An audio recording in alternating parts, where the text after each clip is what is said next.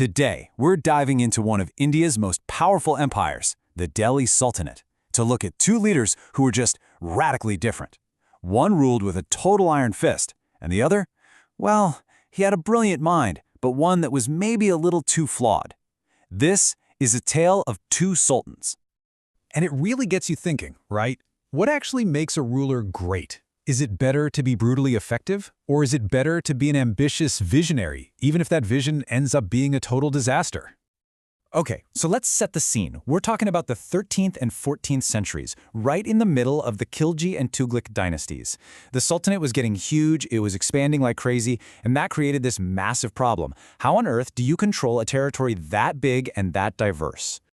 So in one corner, you've got Alauddin Khilji. The man was an ambitious, ruthless pragmatist.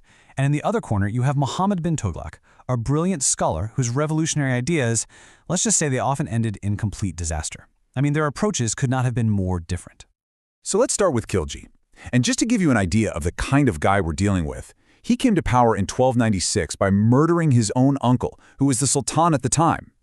Yeah, this was a man who would do literally whatever it took to get power and to keep it.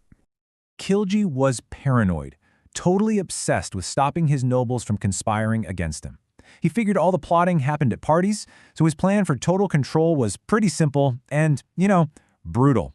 No more parties, no alcohol, and a network of spies watching absolutely everything and everyone.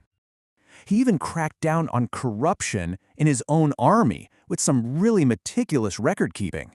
He brought in this system called Hulia, basically a detailed profile of every single soldier, so they couldn't just send a substitute to fight in their place. He even had every single army horse branded, so a good war horse couldn't be swapped out for a weaker one. So simple, so direct, and you know what? Super effective.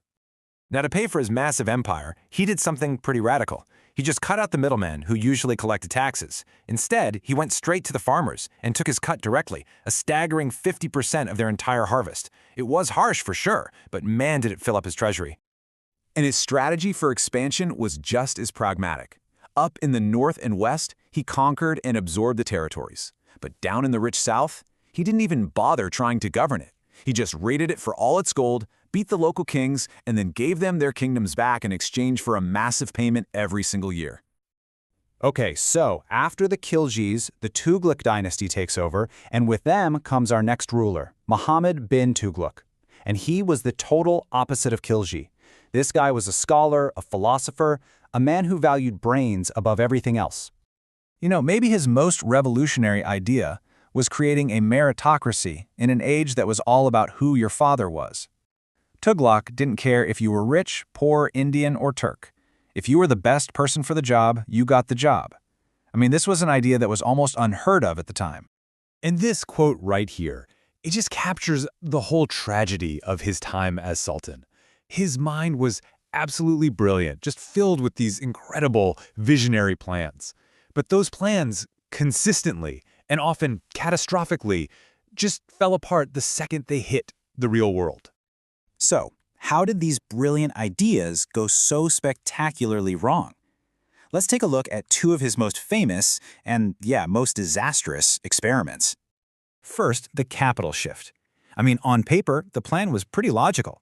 Move the capital south to Daulatabad, which was more essential. But the way he did it, it was a complete catastrophe. See, he didn't just move his government. He ordered the entire population of Delhi to march 1,500 kilometers south. The journey was brutal, so many people died, and in the end, the whole plan was a complete and utter failure. Next up, his most famous experiment.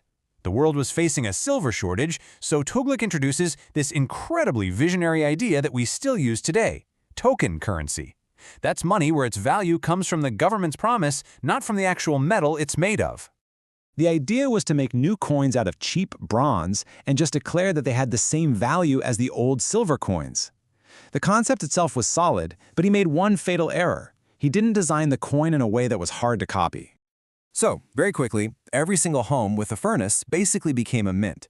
People started forging the bronze coins themselves. The market was flooded with fakes, the currency became worthless, foreign trade completely stopped, and the economy was thrown into absolute chaos. Tughlaq had to recall all the coins, buying them back with real silver and gold, which nearly bankrupted the entire empire. So, what can we take away from these two starkly different rulers? One, a ruthless pragmatist, the other, a brilliant but flawed idealist. What's the lesson here? Well, the core difference is pretty clear, right? Khilji's approach was all ruthless pragmatism. His policies, like strict control and heavy taxes, were brutal, no question, but they worked. Tughlaq's approach was all ambitious idealism. His grand experiments were visionary, but the execution was just disastrous, and it led to nothing but chaos and suffering. And that leaves us with this really fundamental question about leadership. Is it better to be feared but effective, or to be brilliant but flawed? Does the stability you get through fear outweigh the chaos that comes from a brilliant vision that's just poorly executed? It's a question that, honestly, still echoes today.